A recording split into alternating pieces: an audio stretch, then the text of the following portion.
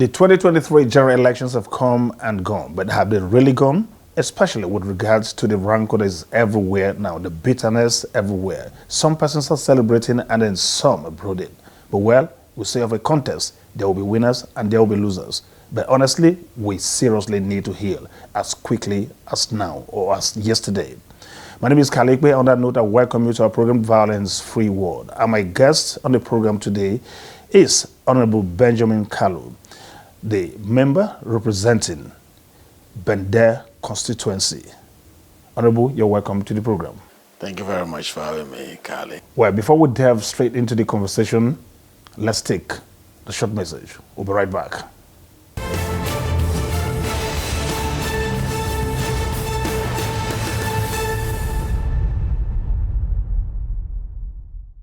Honorable, now let's go into the conversation.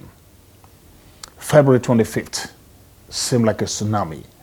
It seemed like a revolution had ensued. Youth anger was palpable, something like you can almost touch. And they wanted to sweep everything on their way out. Yet, you survived. When I say yet, you survived because you belong to the old order, to the pro-establishment, you belong to the ruling party, the APC. You survived, you have been re-elected. What went on in your mind? What kind of sensation? What kind of fears? And how did you manage this victory? Yeah, thank you very much, Colin. This is the beauty of democracy, where the people decide what happens with regards to who they give their mandates to. So, irrespective of the political party you belong to or you choose as a platform, what is important is when you are given the mandates, make sure you use it to put the people's interests at the center stage. Make sure that you use that position not for your own selfish needs, but for the interests of those electorate who came out on that rain or sun to elect you into that office.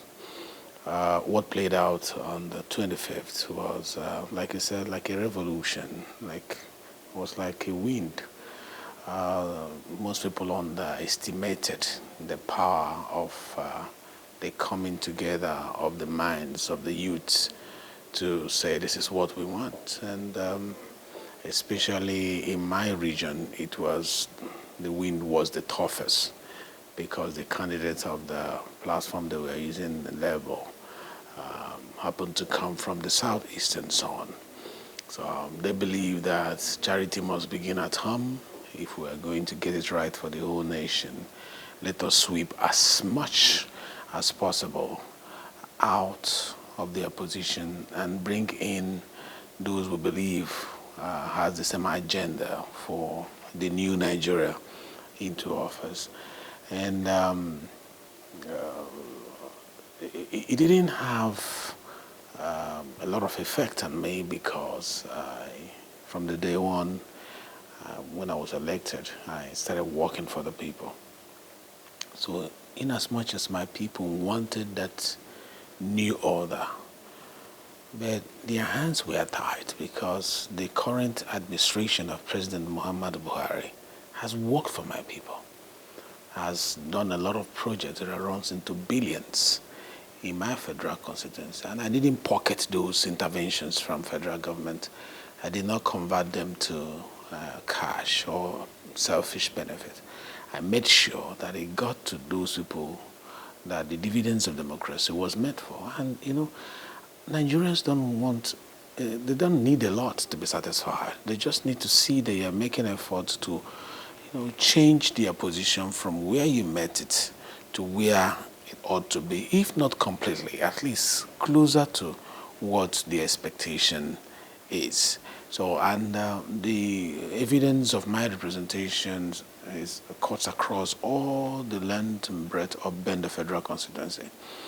They couldn't say no to my aspiration, and they were not voting for me because I was a member of APC. Because if it was just solely because I was a member of APC, maybe the wind would have gotten hold of me. But it was because of my person.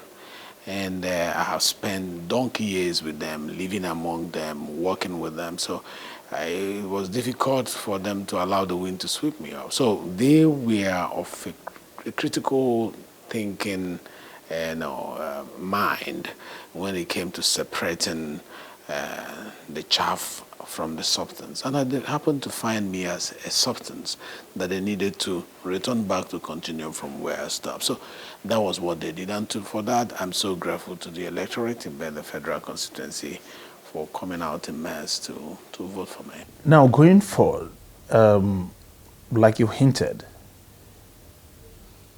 the Igbo presidency was quite an issue, and it looked like it was going to happen.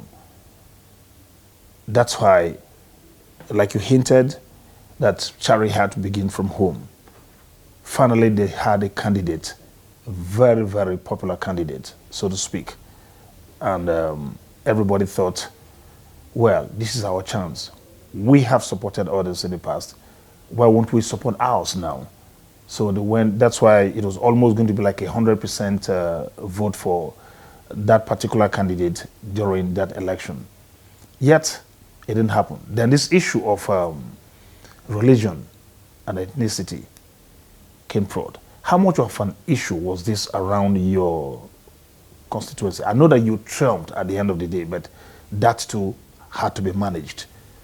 And going forward, this question of the Igbo presidency, which had to happen for genuine consolidation of our national unity to hold, has yet, we have lost that chance of this happening this time around. How do we manage all of this? Let me start with the Igbo expectation to produce the president of this country. It is long overdue, truth be told. It's long overdue for it to stimulate, and sustain national loyalty and national cohesion, and also activate pure patriotism in the minds of the entire people of Nigeria. It is good. What is good for the goods is also good for the gander.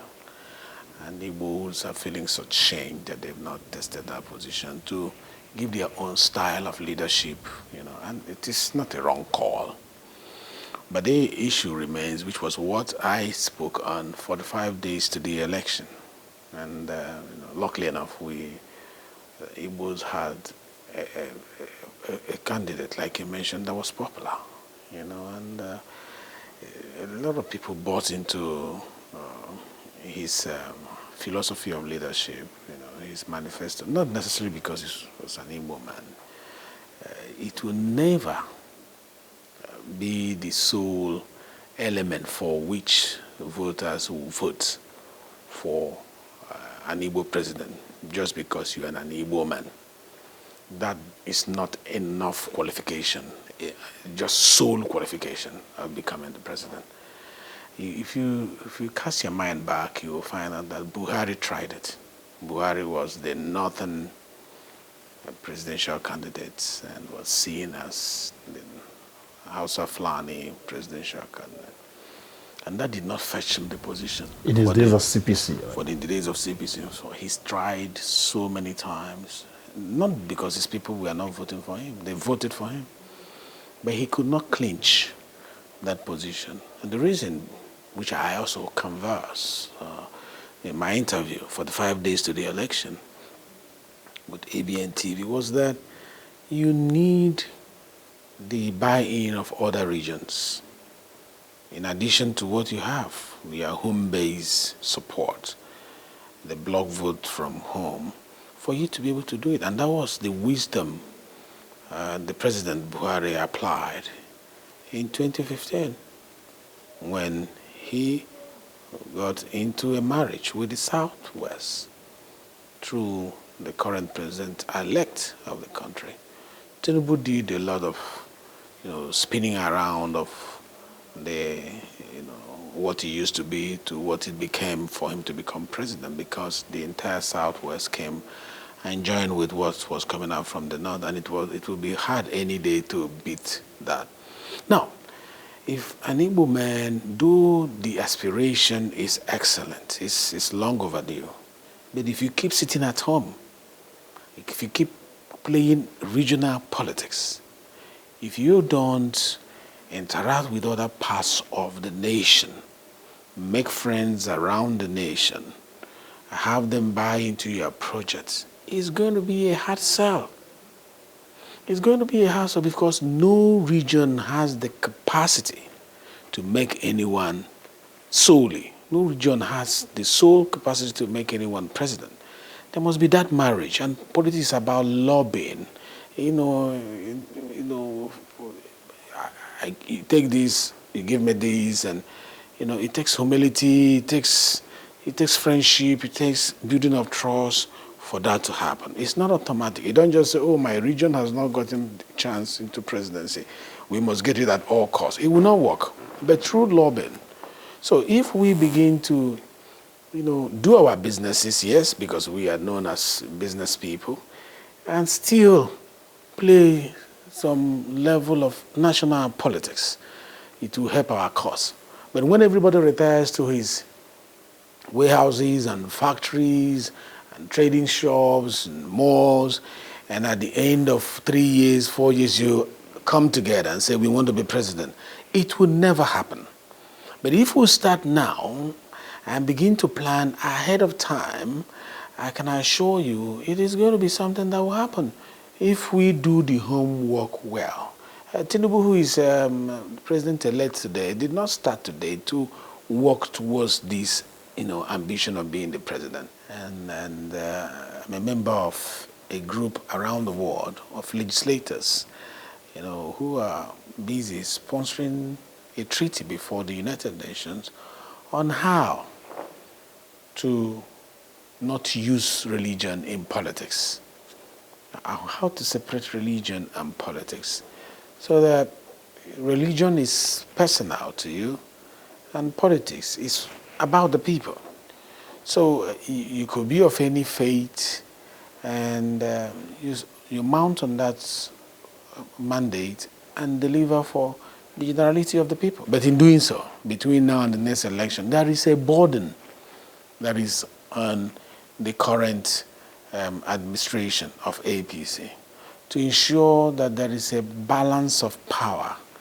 That's to ensure that there is the architecture of governance, promotes inclusiveness from all the regions of the Federal Republic. So you find out that the number one citizen is, from the southwest, number two is from the northeast, and then number three, where is he going?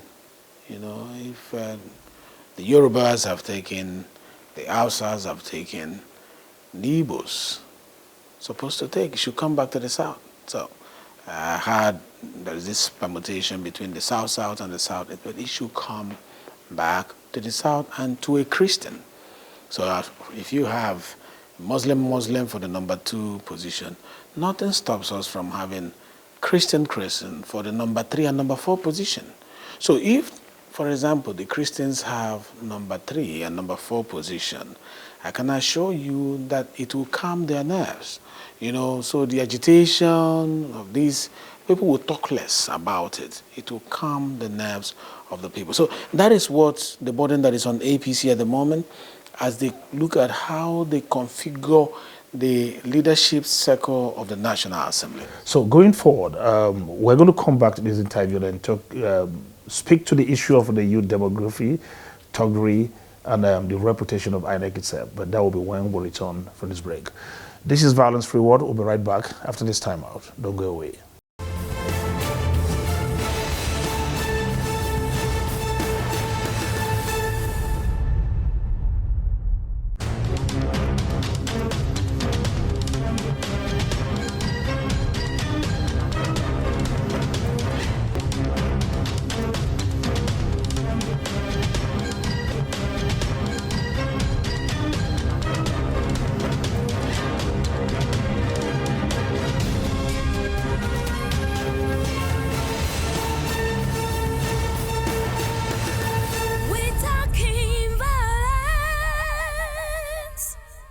Welcome back. Now we continue with the conversation.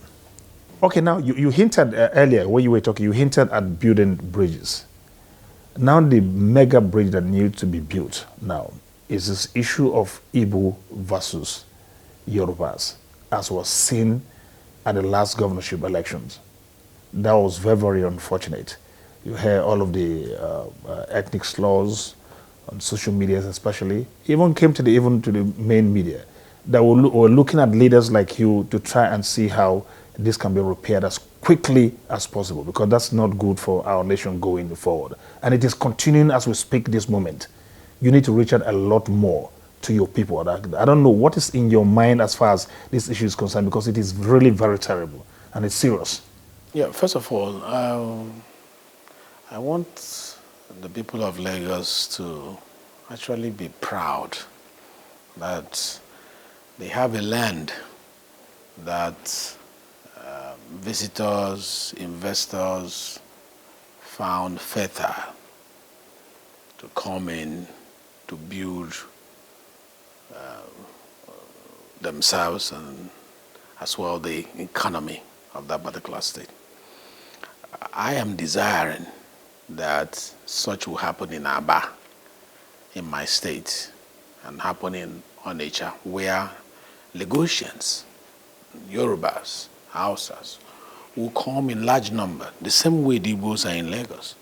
They will come in large numbers, buy properties, build properties to develop our land, and have the right to even vie for positions in our land. We are looking forward to that. And it is our dream every day that the ports in the southeast should be made more alive. But I hear that the Igbos will not sell land to non-Igbos. That is not true. That's all out there. No, it's not true. You know, those are propagandas that people throw up. I mean, when Chinese are going everywhere buying lands in Nigeria, is it Nigerians that will not buy lands in anywhere they have money to afford?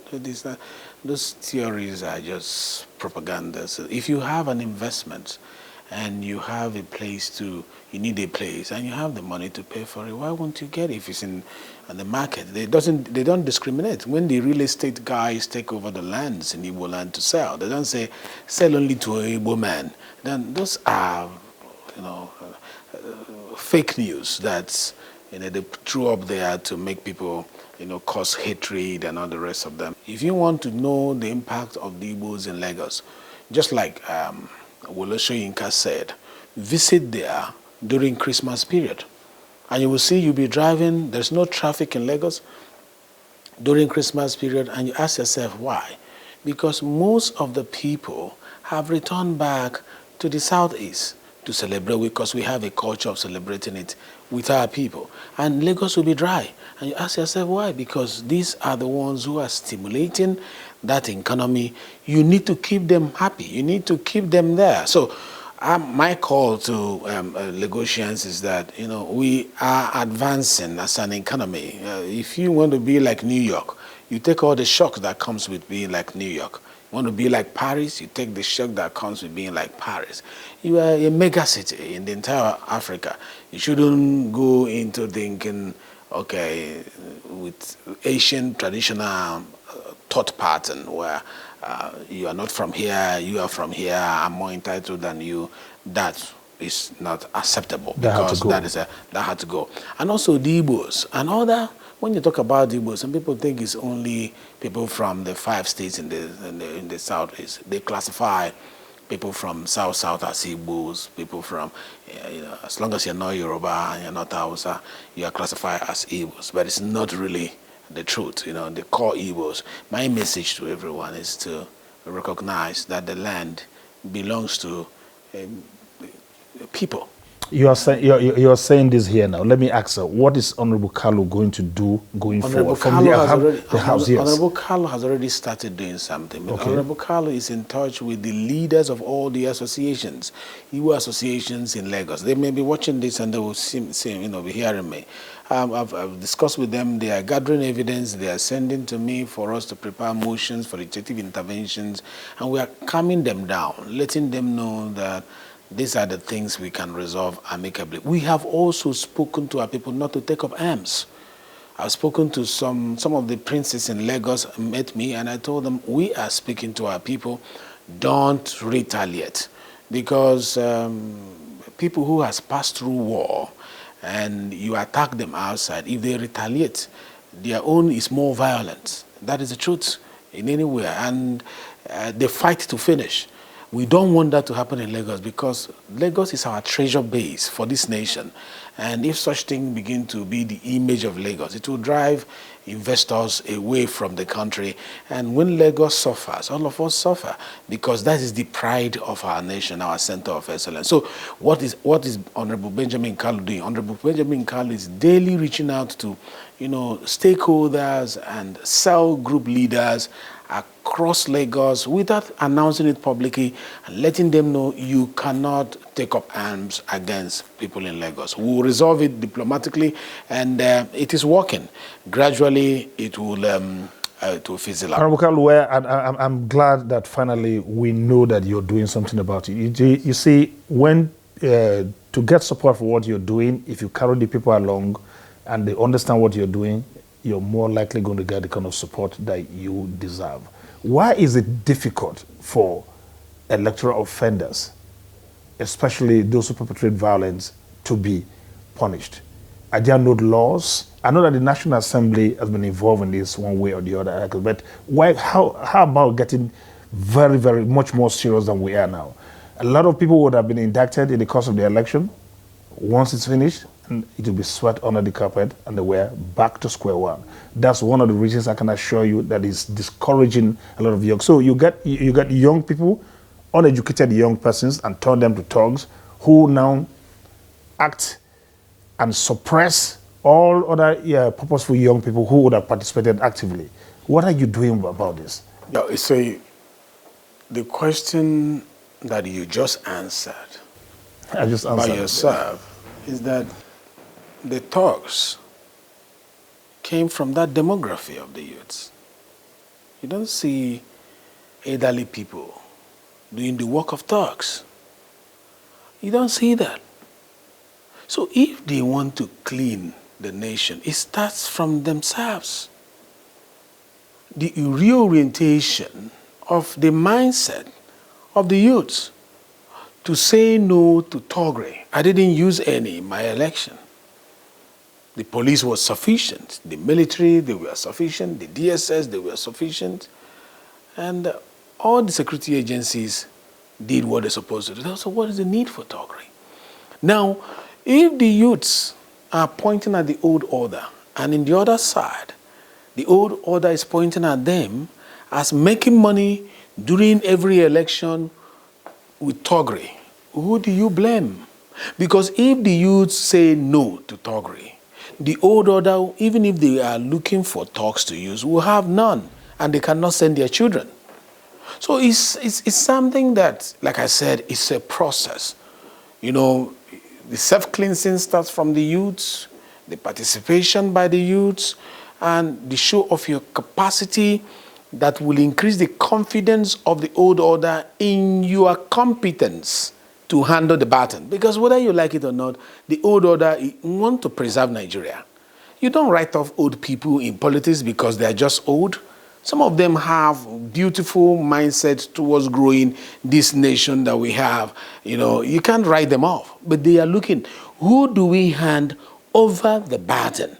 Is it the unprepared youth or the prepared youth? Okay, the prepared youth, how many of them are willing to step into the ring? How many of them are bold enough, are brave enough to say, we can actually do this? And then over time, you get support from the old order, and then you say, but people are alienating themselves from the circle of political, events. And their participation is mainly on the social media. So this is one of the ways advocates, non-governmental organizations should take it as an objective to change the orientation of the mindset of the youth, especially against thuggery.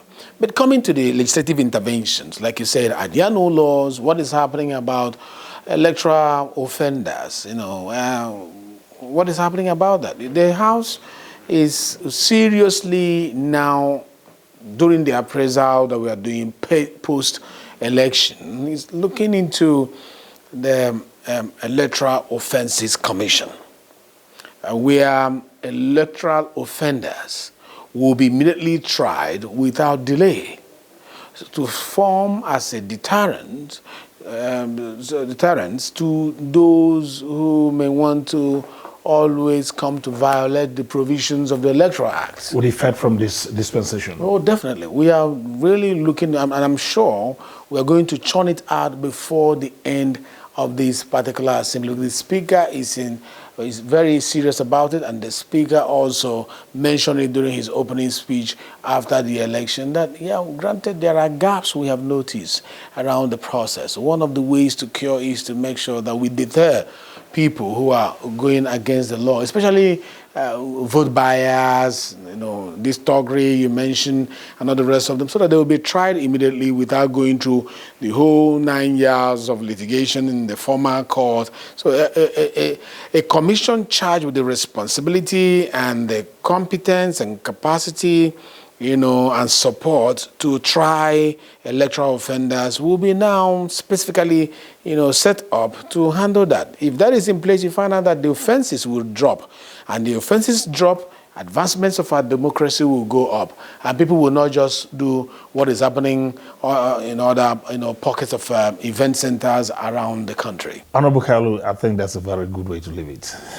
Thank you very much. Thank you very much. Thank you for obliging me. Thank you very much. Thank you.